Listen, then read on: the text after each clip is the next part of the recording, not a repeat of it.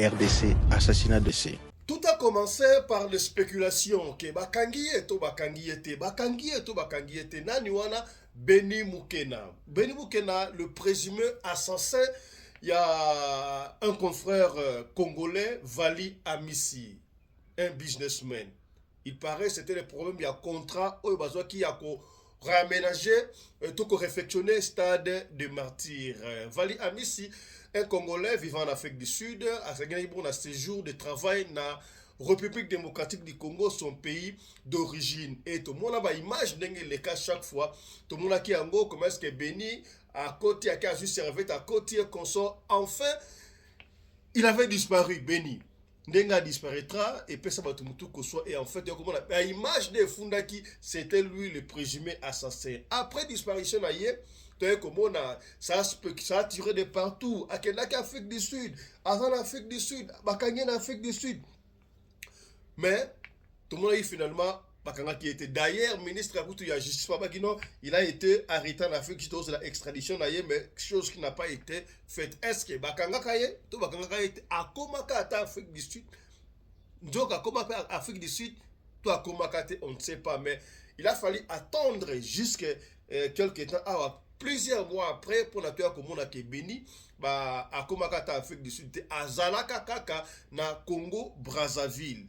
Yemoko a témoigné que Azalaki na Congo Brazzaville. Et puis si beaucoup de gens disent que Beni s'est livré à la police congolaise. Est-ce qu'il s'est livré à la police congolaise? C'est la police congolaise qui a été qui est allée arrêter Beni et Sika Azalaki. Beni Azalaki et Sika Nini. Yamotoko Mawana lui-même il a avoué que bateau batinda qui est baza batu ya likolo. Il y a l'autorité à Mbokonabiso. Hôtel Wana qui n'a pas été inquiété. Pour la ligne Bakambia Hôtel, Basla qui inquiété. Hôtel Wana, il paraît que Didier Boudimbu, on l'accuse pas, est-ce que Hôtel Wana, la Renaissance, et ça, Didier Boudimbu, il est Azali actionnaire Kuna, mais il paraît qu'il y a une action, son nom a été cité dans le compte Hôtel Wana. Nous ne sommes pas la justice, c'est la justice qui va faire les enquêtes, mais la justice peut se servir dans l'enquête oyo journaliste Basali. Beni Mukwena a été arrêté à Brazzaville. Merci na autorité à Brazzaville.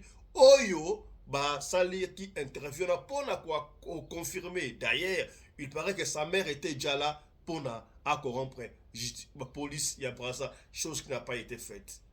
Yoka Beni. Non, parlons d'abord des vrais faits. Le gars s'appelait comment?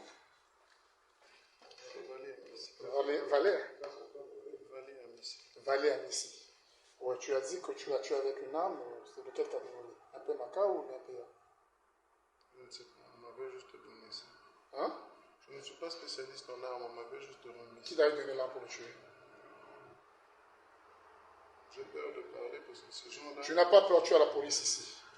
Tu es dans mon bureau. Pour ma famille à qui? Parce que ces gens là-bas... Je n'envoie pas les images là qui. Ils seront peut-être là. Ils seront au courant. Ce sont des gens de... Moi, le but était juste de l'amener dans l'appartement. Et il y avait des gens bien avant. Vous avez dit que vous allez tuer avec un peu maca quand vous dites ça. Je veux vous le confirmer.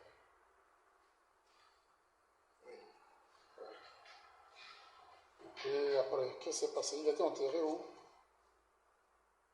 Non, il n'était pas enterré. Moi, je ne sais pas. Quand les gens sont venus, ils ont pris... Rappelle le corps. C'était sur instruction? Tu avais tué Vali avec quelle arme et qui t'avait envoyé? Explique. Je lui avais tué avec un Pemaka, chef. J'ai peur de dire le nom de la personne qui m'a envoyé. Sinon, ma famille sera en danger. Ta famille ne sera pas en danger. Après avoir lui tué, tu étais parti enterrer son corps où? Je suis innocent, chef. On m'avait juste envoyé de lui tuer et son corps a été enterré par d'autres personnes qui étaient venues chercher son corps à l'hôtel, là où je le tuais. Qui sont ces personnes et qui t'avaient envoyé d'aller tuer Vali? Je lui avais tué, sous l'instruction, des gens de très très haut de ce pays. Si je dis leur nom, ils vont tuer ma famille. Dis leur nom, c'est qui? C'est... Dis leur nom, c'est qui?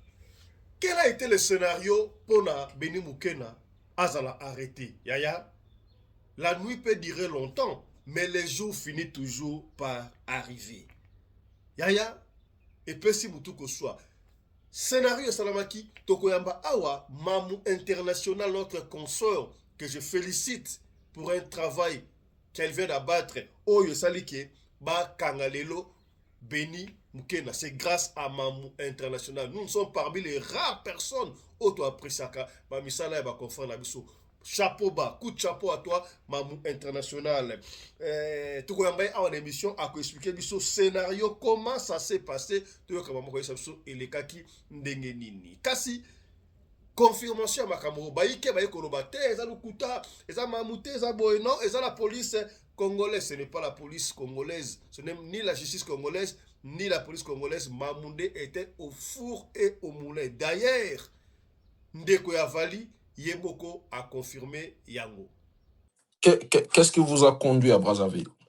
Merci pour la question. Le samedi dans la nuit, non, le samedi au début de la soirée et tout, il y a une dame, comment elle s'appelle encore, Maman International et tout, qui va contacter un membre de ma famille pour lui dire que non, il y a des gens de Brazzaville qui l'ont contacté, qui savaient là où Beni s'est trouvé. Il y a des dames de Brazzaville, juste de bonne foi et tout. Parce qu'il y a une dame et sa sœur qui sont amies à la fille qui est en train d'héberger les criminels Mukena et tout. Et un jour, ils vont aller chez leur copine, ils vont voir le monsieur. Et c'est à ce moment-là maintenant qu'ils vont essayer d'entrer en contact avec nous, mais ils n'avaient pas pu. Et ils vont entrer en contact avec Mamou. Et quand ils vont entrer en contact avec Mamou International, Mamou va leur pousser à aller vers la police. Et la police, et une fois contacté la police de Brazzaville va intéresser Interpol au niveau de Brazzaville. Et ils vont constituer une équipe, ils vont aller à l'adresse où Mukena était. Et il n'était même pas là, à la première adresse. Ils vont arrêter sa copine là de Brazzaville, et sa copine de Brazzaville va leur indiquer là où il s'est caché. C'est comme ça que ça s'est passé. Et promotion na kati ya cité Aloimo VIP. Ba terrain il y a 20 mètres sur 20 mètres à 2 minutes na Grand Boulevard à crédit kaka na $4,000 ya pambaye. Ba terrain o eza plat na milieu moko déjà habitable. Eau disponible, service à construction P disponible. Landa procédure de paiement. Premier compte Oyo Eza na $1,000, PO etikali futa ndambu topé $300 chaque fin du mois aux Amobimba. Avantage Zalinini. Une fois que vous foutez premier compte na yo, vous allez déjà na droit ya occuper le pango na yo, kotia mise en valeur, topé ko sala misala na yo ko concrétiser ba projet na yo. À part premier compte il y a $1,000, okobanda ko futa kaka $300 chaque fin du mois. Ti okosilisa mbongo na yo. Bato na kapona nini il faut kozala na lopango. Contrairement na motuka oyo valeur na yango edimiaka plus mikolo ezoleka. Kasi lopango valeur na yango emataka sekomata mokolo na mokolo. Kokisa ba projet na yo immobilier meilleur investissement. Otuni okobenga biso ndenge nini. Joa numéro na biso WhatsApp topé ya bapel. Plus 243 84 16 78 048. Topé oleki na bureau ya Aloimo. Bureau na biso ezami na commune ya Gombe, plus précisément la galerie présidentielle. Galerie présidentielle ezami en face ya Kinmark, tozawana na premier niveau na local MB1. Oyewa notuni kaka Aloimo to po bengi biso okozwa biso okoya na bureau mobimba. Bokanisi esuki wana teo yoka ba témoignage. Non, l'impression dans les terrains est très bien. Aussi bien limeti pembene sase papa sueno nini baba makamoto na petro te polamba na babola esengi makala yo timabanga Edgar Mvumbi papa na soki osali bongo wanobomi moto bolingo nanga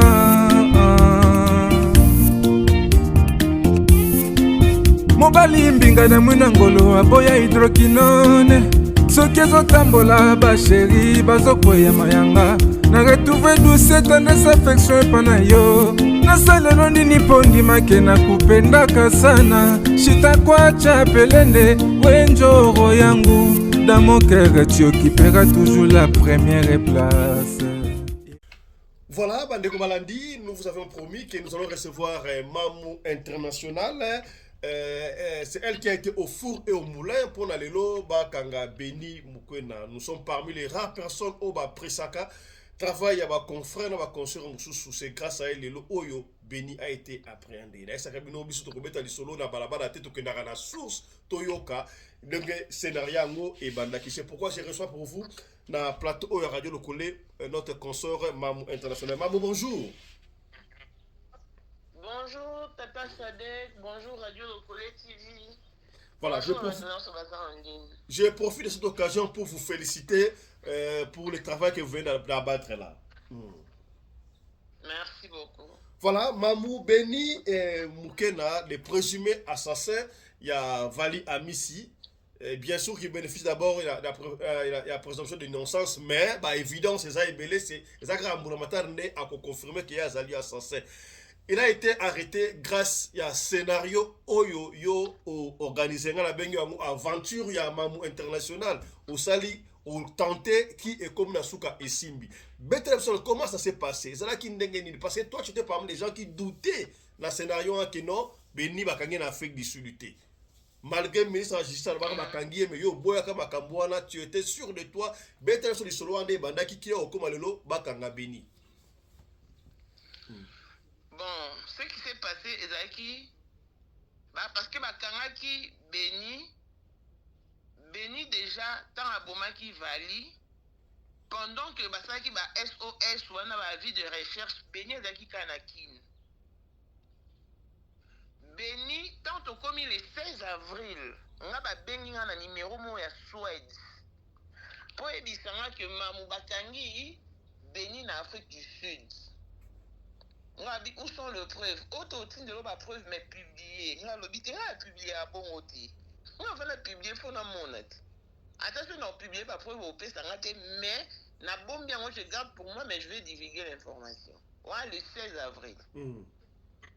La publié à quitter. Toyo comme à le 18 avril. Baye bisi biso. Boni Beni na Brazzaville. C'est même 18 avril, nous avons eu publication que Bakani Beni en Afrique du Sud. Pourquoi? Parce que déjà les 16 au Balobaye Bakangaki Beni, nous avons un aéroport. Na kende ko papa mi bale mo wa uta ki Londres mo wa uta Allemagne ba camarade ba yaki ko prier l'église à pasteur Alpha Lukao. Donc, ce qui mouvement est bon, c'est Salamaka. Déjà, on a un aéroport, on a Yéba. Et puis, il y a des Congolais et Belé dans un aéroport. Moutoulora a baigné à qui jamais on les a inaperçus. Quand on a le bon, Bande ko Belé, Baloba n'a jalouse. Parce que nous avons la première information. Le quoi, on a moni sang, on t'a publié, n'a aucun jour. Na garda la positionnement nanga. Si ministre ayeko ngefa ayeko confirmer na papa ya Vali parce que heure wana déjà basali programme que ba okunda Vali le 1er juin. Nde ministre ngefa ebisie non effectivement Beni est arrêté en Afrique du Sud, mais les processus, il y a extradition et où Melaka. Au lieu de vous empresser beaucoup là, Vali Botika. Tozela, ceux qui m'ont extradé, ne Bokuna, Vali, Beni, Aza déjà, dans ma bella Bokoko. Au moins, il était qu'ils allaient bien. Papa avait trouvé qu'ils étaient normal. Puisque le ministre Ngefana et Bisaki, le papa a bavalé les cas à la déclaration, on a bomoni. Oui, cette fois-ci il est arrêté pour de vrai. Moi je n'avais pas cru aux paroles de ministre, mais plutôt à papa Avali. So tali attitude nanga nazara na on a vidéo nazara qui convaincu té malgré moi mais la petite quand même information. On a attendu son succès. Tant ozo ou mais la fille son pelé ngai na sala famille a mis ses propositions. Na ki Cape Town. Na sala ngo bandeko belé bati na ranga. Moi na toya ki azaki na libana Afrique du Sud mobile équipe soit kufi mais façon kufi ton limite mamuyo ke na ko investiguer l'hôpital na sala ngo. Na jiba image ya makambo na sala na tindeli bango. Nde na kota rande ce famille pisinga dérogation de ba ya manga. To se mettre d'accord pour ngana kita. Et na évité que papa a tout na ki avis à autorité nini na Congo. Baby c'était maman qui était. Pesa biso 2 jours. Tozongelo. Et puis pendant ces temps, camarade ya papa bavali bakutani na sango na fête. Elle dit c'est sango nini dossier moko vraiment si important le roi ya vali ou le belati. Abi non, je ne suis pas en contact avec la famille. Alors qu'Azaka est déjà en contact avec la famille parce que ce botali temps Valia Koufara na debi sango lobara makambu oyo ni émission na ce bolukian ouza. Pour asola la grande sœur ya Vali Julie. Nde camarade de papa Bavali a eu sango en contact direct na papa Bavali ba solo li ba kale peu programme. Bon ya mabon dans 2 jours. Ngato ba bena pesa bango 2 jours. Après la moni bazongi nga babi o mamu kokena nte babi tout tika nanu parce que makamao ils ont avancé tellement bien dans la justice congolaise. Nde la tika ki nanga jour où ezaki prévu sango aya ma famille ya Vali. 2 jours au sango à Lobaka émission à maman Blanche la pasteur Marcelo. Et pendant ces temps, papa ya Bavali a benga sango boya oyambe na téléphone. Même tout déjà boso là qui bokala rendez-vous. Et les kanango. Nande sa kena na peswa Captain T nande baye okunda Vali. 3 jours après, famille baye ko apprendre que ba kanga chauffeur oyo amemaki a aidaki Beni à transporter les corps sans vie de Vali. Famille bakamwe. Oh, aza déjà na prison. Oh! Nani muto akoma na prison. Tomoni procédé biso famille to yebité. Na lobelaka yango. Puis oyo ememaka corps ya Vali. Ezali Jeep ya directeur adjoint ya DGDA. Pour épée Azali na agence des travaux de construction, mais c'est Mido. Ok. Et pendant cette période, monsieur Azaki na vacances en Afrique du Sud.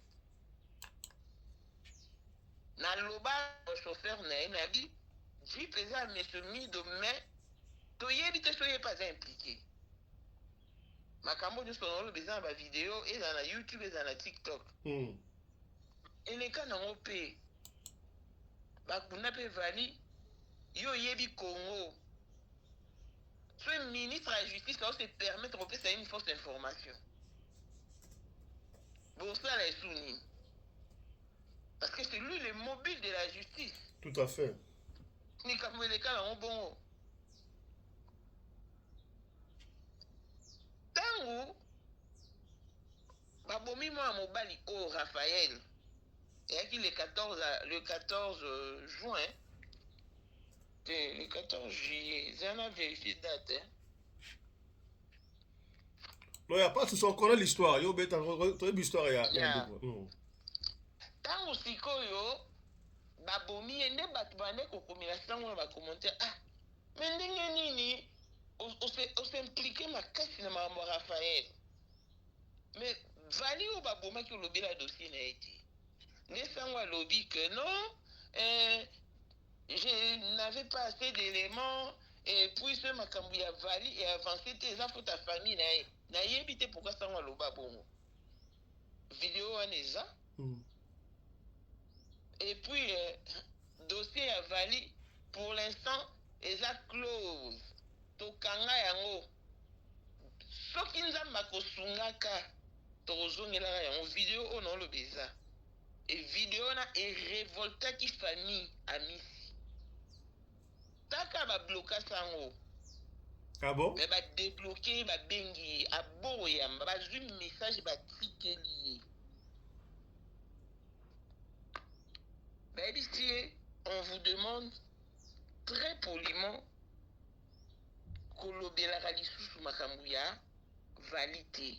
Respecter douleur à famille na biso. Ba tela ye yango na WhatsApp ne ba tia yango na TikTok. Non, de loin. Après, et les canaux. Nati de loin numéro ni. Attends, awa. Any numéro. Nati de loin numéro. Nati na pena oh bengi la king. Nati di père. Ok. Basenga lobela lisu mamba po ngai atanga. Quand on a talaki vidéo wana connaissant que ça va boya ko ma famille wana mais après si sous une information erronée j'ai passé les messages wana après et les cas en route to komaka lokwa bana mawa oyoka fait la vidéo na desanga lobi effectivement azaki na Afrique du Sud. Après, cette famille, qui m'énerve, parce qu'il y a Béni à Kimaki. Or, c'est faux, Béni n'a jamais été en Afrique du Sud. Vraiment. Et d'ailleurs, l'information que Béni a été arrêté en Afrique du Sud, c'était faux. Après, tout le monde a dit ça. Un jour, on a vendu à Benginga. Mamoué, mamou. Parce que batongo baza kufungwa mapenda totalement te. Ngo bipo nini? Oh, tobeta ma petit wana te. Petit wana oyo. Alobi petit wa oh abumaki. Babumaki nani ngana aborda ba sujet belé na oyo balanga insulté vous allez explicite. Oh maman, tu es sûr que tu ne nous enregistres pas? On dit non, je ne ferai pas. Ni bobi que c'est béni te oh abumaki vali ngo bien. Oh aza awazaka na braza. Dernier jour, on a brasé ça le dimanche. Parce qu'il y a d'autres qui m'a au Cameroun. Est-ce que maman, beaucoup ça là tout, vous êtes sérieux, ben oui. Bah détailler la béni quand est au monde dans la vidéo. Qu'est-ce qui s'est passé? Quand vous béni à Boma Ivali, Azaki ne kanaki n'a qu'une nulle part. C'est le 18 avril que Béni a été repéré au Congo-Brazzaville. Après, quand on va aller Singapour, puisque nous avons une forte conviction dans le Bango, si le cas dans la Brazza, je n'avais pas douté. La côte famille a Vali. Tout ce qui est moi, si on a tout ici, tout ce qui est là, famille, c'est une famille, on va contacter. Ça l'appelle conférence Moussousouna papa. Il y a Vali. Mais c'est papa. J'ai une forte intuition que nous devons prendre des risques. Quand on est qui ne risque rien à rien, je préfère risquer. La bonne la culpabilité n'est pas en Afrique du Sud. Il y a Brazato saisir occasion. Joël Akende. Braza, mais qui se fasse accompagner. Soit au courtier béni. Na Braza est à gain de cause. Soit au courtier on n'aura rien perdu parce que traverser à Kinshasa, Braza ne coûte pas grand chose. N'aimez au fils on t'a douta zalete. Malobananga bat bon dit on a facilité. Parce que Dieu était dedans. N'ayebisi famille, soyons optimistes. Prenons positif. Mettons Dieu au centre de ce dossier. Tokanga béni lelo. Neba ebisinga. Papa, ayo proposé au maman, tu ne penses pas que nous pouvons associer nos autorités? Non, papa. Surtout pas ça. Pourquoi associer Bangouti? Papa, tout ça, mon cas à huis clos. Nga non ça, bah, toi, on a confiance. Aveuglement, boy, fiston. Ça sent très bien que ma benga vali. Vali, a to kende vali a kenda zongate. Mais j'avoue que j'étais entre la peur et la détermination. Nano banga ezate que ba piéger sous famille voilà par mon entremise. Voilà pourquoi toute la journée à dimanche, moi je n'étais qu'à genoux, implorant Dieu. Ma béco me la bangoté. Tosali Makambouana, na moins de 2 heures du temps, bah s'est retrouvé dans Brazzaville. Et la famille est arrivée à Brazza par quel moyen? Bah qui n'est que par beach. Ok. Nga kutu na ebisi bango. Soki beach ça la te bozo avion. Boke na aéroport ba avion et ya Kinshasa Brazzaville arabo matavio boke ndika lelo. En tout cas, tous ces mettaient d'accord, marché conclu, bandi au bakindaki. Si qu'on bénit tant à comment à Brazza, il était accueilli par une famille de Congolais de Kinshasa vivant à Brazzaville. C'est pas vrai. Je t'ai dit. Bah, mon rappel, ma publication de l'histoire. Nyonso ba monaka. Ba mtuba hébergea béni. Sikoyo, il lui faisait dormir entre 2 adresses. Non, que ça va adresse à Batouté. Le lo ba rola lycée a le ba ke ba la lycée kuna. Cette famille a profité de la position de faiblesse ya béni na maman na ye. Ba romi ko sala maman ya béni ba chantage financier. Soit ba yebisi ba lamuki ka boye ba yebisi toi on a besoin de $2000. Maman on a fait $2000. Soit ba yebisi toi on a besoin de $3000. Maman on a tinda ba banana 2000 ba komi na 5000. Parce que Béni n'a kenawana, il n'a jamais mis ses pieds dans un salon de coiffure. Et la semaine passée,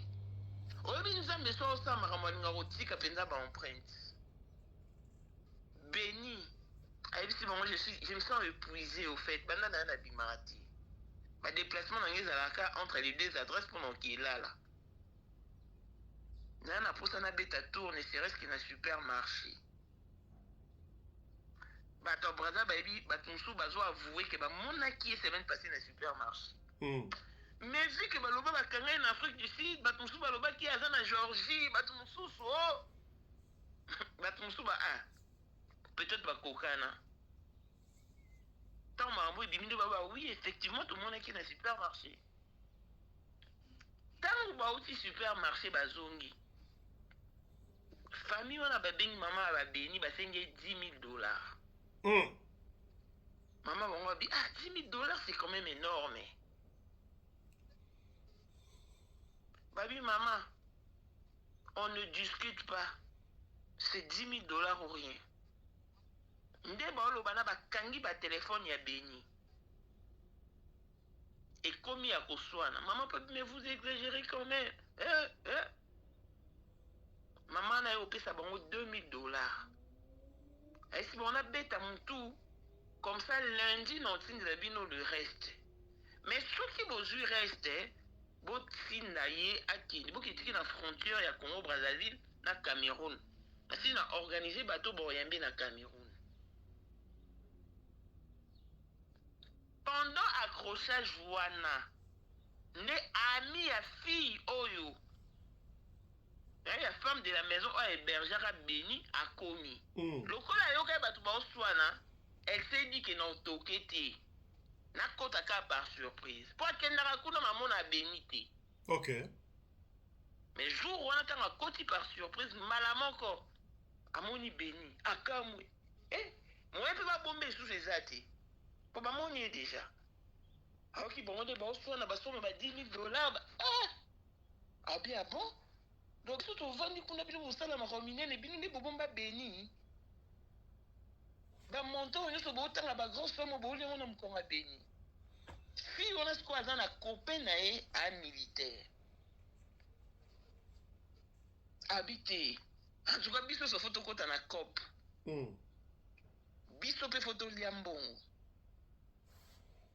epesi su koswana avant cela ntango mama babeni alobi ke lundi so natindi mo boke kotika ye na frontière ya Brazzaville na Cameroun fi wana bien seke boningi bokima tala oyebi nzambe nde ayiba bato mayele yo moko osala mambo comprendre te akokima ndeni mpo yo nde fo bimise il faut tokende na police oke kosignele nga décharge amemi Beni na police akomi kuna mpasi edegizaka abi aza na nyongo na nga aningaki Cameroun mais il faut asalela nga lettre ke avant ke Cameroun asala nga décharge ou acte de reconnaissance ke sem avant ya ke Cameroun fo mama bango atindela nga atina mbongo na nga etikalaki $8,000 mama bafuta nyongo na nga ya $8,000 basigné babeti mpe bakashe bango bazongi fi wana sikoyo alobai mpe fa kota na cop nde ake epai ya na ye abeteli ya na ye yaye tala likambo eleka kuna voilà 1 2 3 4 abinga lokola na na copain na nga militaire faut tosignaler biso toke koconfiske Beni toya na ye pa na biso mpe to bandolia mbongo wana ekomi jenda nde grande sœur Nisco abi on a raison mais tokolia mbongo lelo mais pour quelle finalité oyebi teke biso mpe toa basi toa mpe na bana toza mpe éternel te lobi mpe nalobi kuna malheur pour ekoatteindre bana biso mais misala malamu oyo tosala lelo ekouvrir progéniture mpe descendance na biso. Tu ne trouves pas que les biso to confisquer Beni to lia mbongo makila pour ni te biso to luka famille ya vali so to sala musala de famille na ba récompenser biso mete to lia mbongo mobu ya kimia to se suyete les kazaki penda convaincu te mais yaya convainca qui est nde ba ya kisiko ko benganga ba expliquer nga 1 2 3 ndenga pe na côté famille nde famille mpe bakende ya Brazzaville natindeli yo video oyo ya moto akende ya Brazzaville ndenge apesi témoignage wana partir wana okokotia bato bayeba makambo nyonso ndenge ese déroulaki.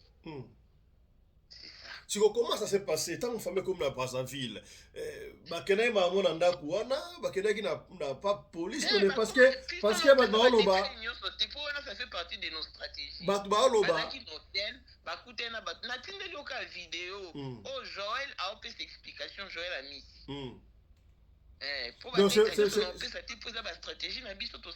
je sais mais c'est quoi bato baoloba il paraît que comment il s'appelle ce type là, l'assassin Beni s'est rendu lui-même à la police avec le mythique. C'est faux. On se rendre ndeni problème bato bato baloba makambo ata bao maîtriser te bato baloba likambo ata yebi te. Ok. Neti sango ntango amonika video ya Beni ye maman ya sauté premier ayo remercier ministre de la justice mais makambo eleki na kulisi ti bakanga Beni ayebi te.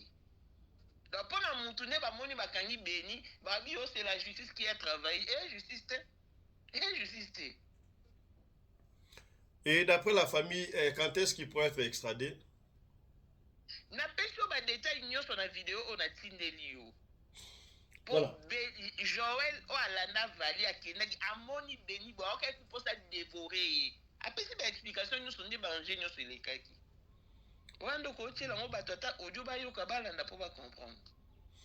Voilà, merci beaucoup Mamou. Ok, merci. Voilà, Madame Kobalandi, toute explication, il y a notre consort Mamou international et force à elle, courage, voilà, c'est ça, les journalismes d'investigation. Il faut aussi savoir apprécier. Ma confrère, ceux qui va sali, nous salons malade, ce n'est pas que nous ali kunu, non, ceux qui nous sali, et le que mon ami Sabatou, il faut apprécier. Comme nous sommes allés dévoiler ma campagne qui est cachée dans ma campagne au rapatriement volontaire, nous avons démontré. C'est ça le rôle d'un journaliste d'investigation. Voilà, on vous laisse encore suivre à l'intégralité. Oyo Ndekuya Vali a expliqué qui stratégie comment ça s'est passé et puis on vous revient pour la ça. Tout le monde Ndekuya ya Vali. Suivons. Voilà, Bandeko Malandi, nous vous avons promis que nous allons recevoir Mamou International. C'est elle qui a été au four et au moulin pour Nalelo, Bakanga Beni Mukwena. Nous sommes parmi les rares personnes au Presaka. Travail à ma confrère, ma consoeur, c'est grâce à elle, le Oyo Beni a été appréhendé. Là, ça a été un solo na balabala tête que na source Toyoka, donc scénario et bandaki. C'est pourquoi je reçois pour vous na plateau Oyo Radio le collé notre consort Mamou International. Mamou, bonjour. Bonjour Tata Sadek, bonjour Radio Locolé TV. Voilà, je profite de cette occasion pour vous féliciter pour le travail que vous venez d'abattre là. Merci beaucoup. Voilà, Mamou Beni et Mukena, les présumés assassins, il y a Vali Amissi. Bien sûr qu'il bénéficie d'abord de la présomption d'innocence, mais bah, évidemment, c'est ça, c'est ça que Rambouramatar n'est à confirmer qu'il y a Zali assassin. Il a été arrêté grâce à un scénario Oyo organisé dans la aventure ya Mamou International au Sali au tenté qui est comme Nasuka et Simbi. Comment ça s'est passé? C'est là qui parce que toi tu étais parmi les gens qui doutaient dans le scénario que non Beni Bakangi en Afrique du Sud. Malgré le ministre de la Justice Bakangi mais yo boya kama Kambouana, tu étais sûr de toi. Better sur le solo ande banda qui est au Komalelo Bakanga Beni. Bon, ce qui s'est passé, Ezaki, parce que Bakangaki Beni déjà, tant à Bomaki Vali, pendant que Basaki ba SOS ou na ba vie de recherche, Beni Ezaki Kanakin. Beni, tant au commis le 16 avril, on a ba Beni na numéro mo ya Suède. Pour ebisanga que Mamou Bakangi, Beni na Afrique du Sud. Où sont les preuves? Autotine de la preuve mais publiée. On a publié à bon côté. On a publié pour la monnaie. Attention, on a publié par preuve au pays, mais la bombe bien, moi je garde pour moi, mais je vais divulguer l'information. Ouais, le 16 avril. La publié à quitter. Toyo comme à le 18 avril. Baye bisi biso. Ba boni Beni na Brazzaville. C'est même 18 avril, nous avons eu publication que Bakani Beni en Afrique du Sud. Pourquoi? Parce que déjà les 16 au Balobaye Bakangaki Beni, nous avons un aéroport. Na kende ko papa mi balé mo ou qui Londres mo ou Allemagne ba camarade ba yaki ko prier l'église à pasteur Alpha Lukao. Donc, ce qui mouvement est bon, c'est la déjà dans l'aéroport, et puis, il y a des Congolais et belé dans l'aéroport. Nous trouvons à Benya qui jamais on les cas inaperçu. Quand on a le bon, bande ko belé baloba na jalouse parce que on a première information. Le quoi na moni sango mta publié na oki joua. Na garda la positionnement nanga. Si ministre ayeko ngefa ayeko confirmer na papa ya Vali parce que heure wana déjà basali programme qui va okunda Vali le 1er juin. Nde ministre ngefa ebisie non effectivement Beni est arrêté en Afrique du Sud, mais les processus, il y a extradition et où Melaka. Au lieu de vous empresser beaucoup, Vali Botika. tozela soki baextrade nde bokunda Vali Beni aza déjà na mabela bakoko. Omoni te ke ezala bien. Papa avait trouvé que c'est normal. Puisque le ministre Ngefana a dit ça qui est. Papa a bavalé les cas à la déclaration à la bomoni. Nenga ipena ki koloba, oui, cette fois-ci il est arrêté pour de vrai. Moi je n'avais pas cru aux paroles de ministre, mais plutôt à papa Avali. So telle attitude nanga, nazara na una vidéo nazara qui convaincu té. Malgré moi, mais la petite quand même information. On a attendu son succès. Tant que où mais la fiston pelé ngai na sala famille a mis ses propositions. Na ke Cape Town. Na sala ngo bandeko bele bati na ranga. Moi na so yaki azaki na liba na Afrique du Sud mobile équipe soit kufi mais façon kufi ton limite mamyo ke na ko investiguer l'hôpital na sala ngo. Na jiba image ya makambo na sala na tindeli bango. Nde na kota nde ce famille pisinga dérogation nde bayambanga. To se mettre d'accord pour ngana kita. Et na évité que papa a tout na ki avis à autorité nini na Congo.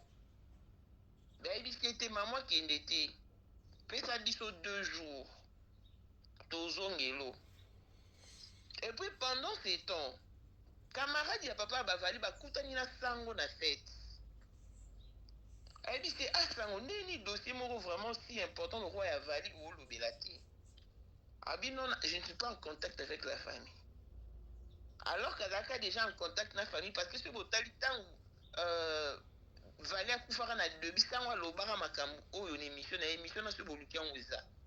Pour asola la grande sœur ya Vali Julie. Nde camarade de papa Bavali a eu sango en contact direct na papa Bavali ba solo li ba calope programme. Bon ya mabon dans 2 jours. Ngato ba ben apesa bango 2 jours. Après la moni bazongi nga babi o mamu kokenan te babi to tika nanu parce que makamon ils ont avancé tellement bien dans la justice congolaise. Nde la tika ki nanga jour où ezaki prévu sango aya ma famille à Vali. 2 jours au sango à Lobaka émission à maman Blanche la pasteur Marcelo.